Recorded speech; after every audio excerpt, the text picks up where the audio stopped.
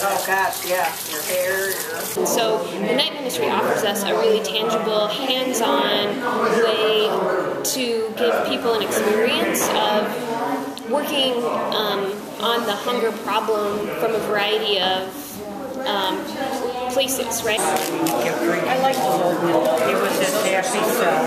And it tore my heart out. Beat off my heart out. I feel privileged to be able to participate in this. Sometimes it's easy for me to sit back at home and say, what can I do? Here it is. Got more bread down there? I'm going to make a commitment to do this. That's the bread. And so some of our folks are older, and it's great that they can come to worship on Sunday and stay after worship and make sandwiches and bag cookies and cut vegetables. I really do think it's a nice experience. It's something that you feel good about doing for others, you know? Helping out, bagging up cookies for the homeless. Okay. And my advice to everybody out there is it feels good, so just do it. And you know what the funny thing is, a lot of days I get up in the morning and I say, this is night ministry prep day, and I say, well, I feel kind of tired today. I don't know if I want to do this. Like we tend to do, we kind of make excuses. But you know what? I come here every time, and after I do it, I feel splendid. I just feel so good after I do it.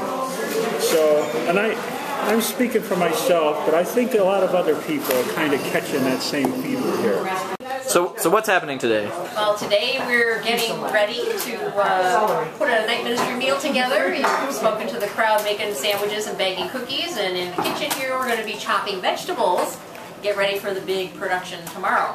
So we've got lots, because we're making minestrone this month, and we have lots of vegetables because it's almost all vegetable. With the help of a food processor, and Max will be back in a few minutes to help chop. The trusty robot coupe. Yeah, right. We're able to chop up all these vegetables and keep them in bins in the cooler overnight, and then they're ready to just throw in as we make the soup. So that makes it a little more efficient. Great. We used to do it all by hand, and we actually had cutting boards and knives and a dozen people chopping vegetables.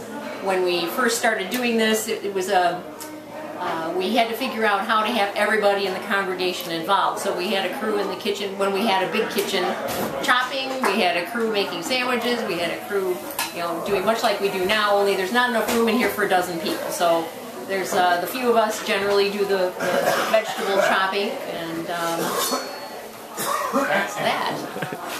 Thank you. And with the Yeah, we prep all the vegetables today, and then tomorrow Emily throws everything into the big pots and cooks the soup. And also for the minestrone, let the soak the beans overnight.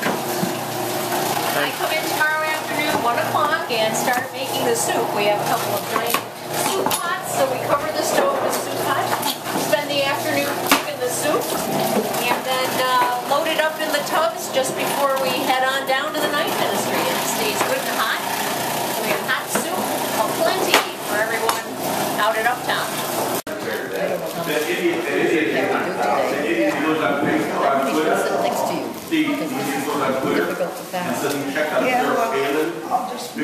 So here we're just arrived at Uptown, waiting for the bus to pull up. We've got a lot of people in line waiting.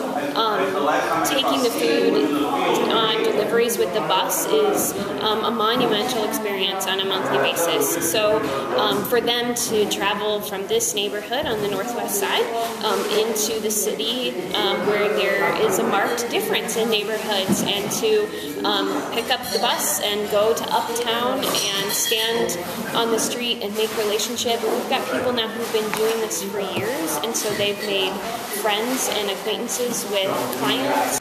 We have 2 tubs of minestrone soup this evening. We have 2 cases of bananas. We have some bread and butter for those who are either allergic to peanut butter and jelly or don't want that with their soup. And we've got cookies for about 300. So we're good to go.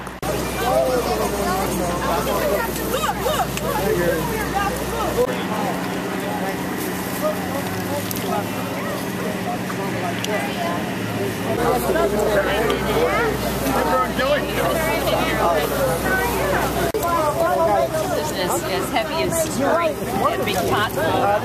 I know, it's a real exercise. I think that for us, it offers us the opportunity to be who we say we are, to live out the vision of what we think the church should be in the world, and we don't have to invent it for ourselves because we're a small congregation and we couldn't put together a ministry like the night ministry under our own steam, but we can partner with the night ministry and collaboratively do a small piece of the kingdom work.